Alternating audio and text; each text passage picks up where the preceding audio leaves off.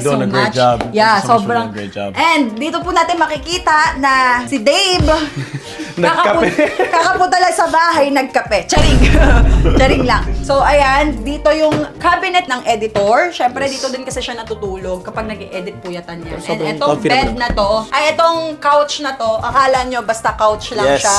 But no. Ako talaga ang namimili lahat. Furniture, Multifunctional. yes, as in lahat para secured. So may carpet siya and ito nagiging bed din. So pagka i-close niya lang yung chairs dito sa may editing, nalalatag niya na, dito na siya nakakapagpahinga. Pati may salamin, di ba? May salamin, yeah. So, ito ang ating editing room. Ayan o, lakas din ng aircon. Actually, lahat malakas ang aircon. So, ayan o, ganyan siya. Tapos, makakapaglatag na, pwede na mag-rest. So, minsan kapag madaming vlogs, madaming trabaho, madaming edit, kaya po ng 2 to 3 person dito sa area na to. Comfortable. Ito talaga ang inano ko sa editing kasi dati siyang gym.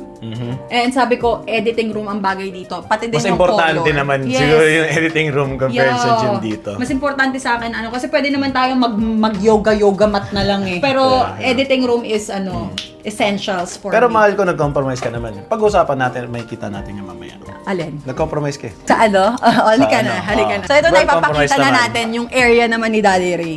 So pasok na tayo dito. Ito na. Isa to sa mga talagang entertainment basement pa kamo. Ito na. So meron tayo. Dilagay ko lang dito yung mga laruan ng bata. Dahil outdoor, perfect maglaro ang kids.